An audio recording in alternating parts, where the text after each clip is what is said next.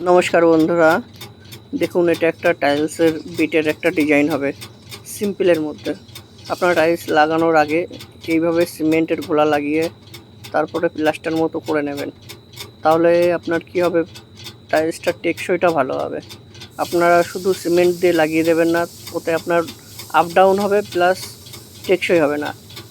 আর এইভাবে যদি আপনারা করতে পারেন, লাগিয়ে সুন্দরভাবে এইভাবে কেটে কেটে নিয়ে মশলাটা যেটুকু সিমেন্ট লাগবে একদম হালকা সিমেন্ট দিয়ে যদি টাইলসটা লাগাতে পারেন, দেখুন আমি লাগাচ্ছি একদম হালকা সিমেন্ট, এতে আপনার টেকসই বেশি ভালো হবে। আর আরেকটা ভালো হবে সেটা হচ্ছে আপনার আপ ডাউন হবে না কোথাও। টাইলস লাগাতে গেলে যে কোনাগুলো মেলে না, আপ ডাউন হয়ে যায়, ওটা সিমেন্ট দিয়ে লাগালে বেশি এই প্রবলেমটা আসে। আপনারা যদি নিচেটা হালকা প্লাস্টার করে নিয়ে তারপরে যেটুকু লাগবে একদম যত কম দেওয়া যায় সিমেন্ট দিয়ে যদি টাইলসটা লাগাতে পারেন, এইভাবে সুন্দর টেকসই হবে আপনার, আর আপ ডাউনও হবে না।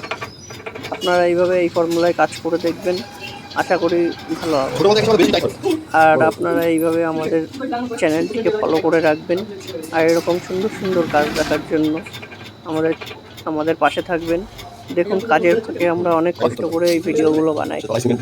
এই ভিডিওগুলো দেখে আপনারা যদি একটা লাইক কমেন্ট করেন, আমাদেরও ভালো লাগে, আমরা উৎসাহিত হয়ে ভিডিওগুলো বানাতে পারি যে না, আমাদের ভিডিওগুলো দেখে কেউ অন্তত একটা লাইক তো করেছে। দেখুন কত সুন্দর লাগছে ফাইনালি, দেখেছেন? কোথাও একটু উঁচু নিচু নেই, আর একদম এক লেভেলে। অনেক সময় এই টাইলসগুলো লাগালে কি হয়, এক সাইডে কোণা দেবে যায়, এক সাইডে উঠে যায়, এরকম সমস্যা হয়। সেই সমস্যাটা একমাত্র মিস্ত্রিরাই বুঝতে পারবে।